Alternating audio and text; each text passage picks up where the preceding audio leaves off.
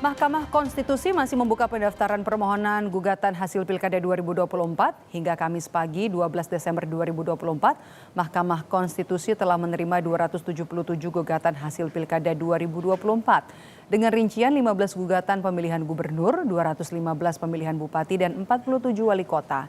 Dari 277 laporan tidak terdaftar gugatan hasil Pilgub Jakarta. MK masih membuka layanan pengajuan untuk permohonan gugatan hasil pilkada hingga 18 Desember.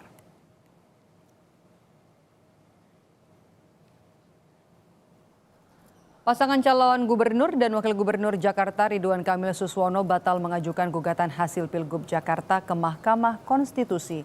Hingga batas akhir pendaftaran perselisihan hasil Pilkada Jakarta pada pukul 24 tadi malam, tim RK Suswono tidak juga mendaftarkan gugatan. Sebelumnya, tim hukum Ridho sempat mendatangi MK pada Senin 9 Desember untuk berkonsultasi soal gugatan hasil pilkada.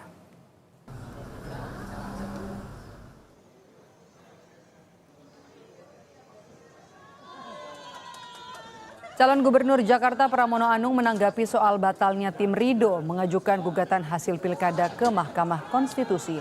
Pramono menyebut menghormati keputusan tersebut dan menyampaikan terima kasih.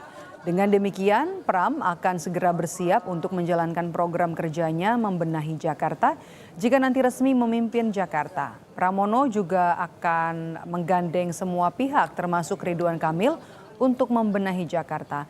Hal itu disampaikan Pramono saat mengunjungi korban kebakaran di kawasan Kemayoran, Jakarta Pusat. Ya, secara pribadi baik pasangan 01 maupun 02 yang tidak menyampaikan gugatan ke MK mengucapkan terima kasih. Artinya Jakarta segera bisa konsentrasi untuk berbenah. Karena memang kondisi sekarang juga bukan kondisi yang baik-baik saja. Pemilihan gubernur di Jakarta kali ini adalah pemilihan yang tingkat tensi politiknya itu paling rendah. Tensi politiknya. Sehingga dengan demikian kita semua patut bersyukur seperti yang saya sampaikan di awal, politik kami dan saya juga yang lainnya, politik riang gembira itu bisa terwujud. Sementara itu pasangan calon gubernur dan wakil gubernur yang diusung PDIP mulai dari pasangan Andika Perkasa, Hendrar Prihadi hingga Tri Risma hari ini Gus Hans mengajukan gugatan hasil Pilkada Jawa Tengah dan Jawa Timur. Ketua DPP PDIP Roni Talapesi menyebut permohonan gugatan didasari adanya dugaan keterlibatan aparat penegak hukum di Pilkada Jawa Tengah. Sementara di Jawa Timur, tim menemukan hasil suara untuk pasangan Risma Gus Hans hilang di 3.000 lebih TPS di Jawa Timur.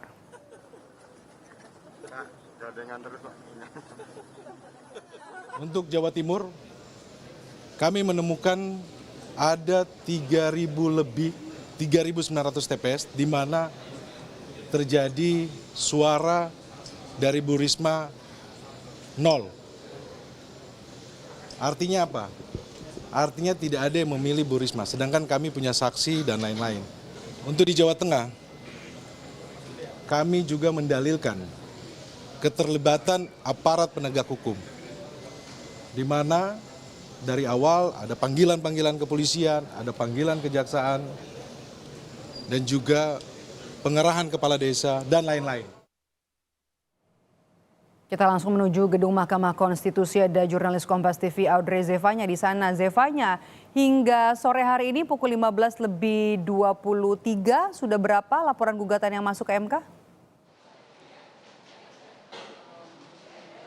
Ya, Medop dan juga saudara, hingga sore hari ini tidak ada yang berubah sejak pagi tadi. Kalau kita lihat pagi tadi ini daftar permohonan yang masuk ada sebanyak 277 daftar permohonan. Hingga sore hari ini masih sama, di mana yang paling tinggi ini memang adalah daftar permohonan dari tingkat bupati, yakni sebanyak 215 daftar permohonan yang masuk.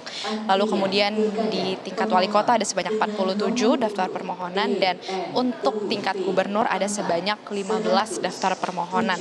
Dan memang kalau kalau kita lihat dari tingkat provinsi, ini yang paling terakhir mendaftar adalah dari wilayah Kalimantan Tengah, dan juga dua terakhir yang tadi pagi baru saja masuk ini adalah pendaftar dari tingkat wilayah bupati atau kabupaten. Dan sejak pagi tadi hingga sore hari ini para pihak pemohon masih berdatangan ke gedung Mahkamah Konstitusi untuk membawa berkas-berkas daftar permohonannya, dan di mana beberapa diantaranya ini adalah para pemohon yang kemarin ini sudah mendaftarkan permohonannya, namun hari ini melengkapi kembali berkas-berkas yang sekiranya masih kurang atau ada yang perlu dilengkapi lagi, ini dibawa kembali oleh para pihak pemohon. Dan masih ada juga dari para pemohon ini yang melakukan konsultasi dengan Mahkamah Konstitusi untuk sebelum mereka mendaftarkan permohonannya. Yang menarik di sini untuk tingkat wilayah gubernur, kita ketahui bersama sampai sore hari ini dari wilayah Jakarta masih belum ada sama sekali nama dari paslon 01 maupun 02 yang sebelumnya kita ketahui ini gencar sekali ingin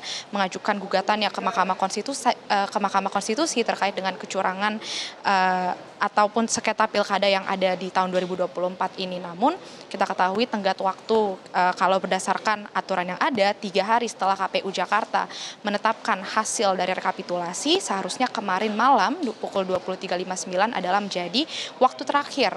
Namun hingga pagi hari ini, sore hari ini kami melihat tidak ada sama sekali nama dari wilayah Jakarta untuk mengajukan permohonannya. Dan kita lihat memang dari tim Ridho begitu 01 ini memang sudah mengeluarkan pernyataan. Dari informasi yang kami himpun juga, informasi yang sudah beredar juga, memang mereka menyatakan bahwa mereka membatalkan gugatannya kepada pihak Mahkamah Konstitusi, yang dimana kita ketahui kalau berdasarkan pernyataan dari tim hukum paslon 01, Muslim Butar-Butar menyatakan ini adalah berdasarkan arahan dari pimpinan mereka. Namun sosok pimpinan yang dimaksud siapa ini yang masih belum kita ketahui, karena dari Muslim sendiri enggan membeberkan siapa sosok pimpinan yang dimaksud. Kami juga berusaha menggali informasi lebih dalam lagi, bertanya kepada tim hukum yang lainnya terkait siapa sosok pimpinan yang sebenarnya memberikan arahan untuk membatalkan gugatannya, karena kita ketahui tim Ridho ini sebelumnya memberitahu bahwa mereka sudah siap sekitar 97% terkait dengan berkas dokumen bukti-bukti yang akan dibawa ke Mahkamah Konstitusi. Lantas apa yang sebenarnya menghalangi? Ini yang perlu kita tunggu juga statement resminya, mungkin dari ketua tim pemenangan atau tim hukum yang lain, ini akan kita tunggu bersama. Begitu juga dengan tim paslon dari 02, Dharma Pongrakun Kunwardana, ini yang juga masih belum mengeluarkan respons apapun terkait dengan pembatalan mereka juga yang sebelumnya menyatakan bahwa ingin membawa sengketa pilkada ini dengan menggugat ke Mahkamah Konstitusi. Masih belum ada pernyataan juga dari tim paslon 02, dan tentu kita akan menantikan bersama. Dan sampai hari ini, sore hari ini, kalau kita kembali lagi ke daftar permohonan masih terus dibuka. Seperti yang kita ketahui, MK masih membuka waktu hingga 18 Desember jika dari para paslon pihak pilkada yang lain ini mau mengajukan terkait dengan sengketa pilkada 2024. Ini Dok. Jurnalis Kompas TV, Audrey Zevanya melaporkan langsung dari gedung Mahkamah Konstitusi. Terima kasih Audrey. Saudara, jelang laga Indonesia melawan Laos, Stadion Manahan Solo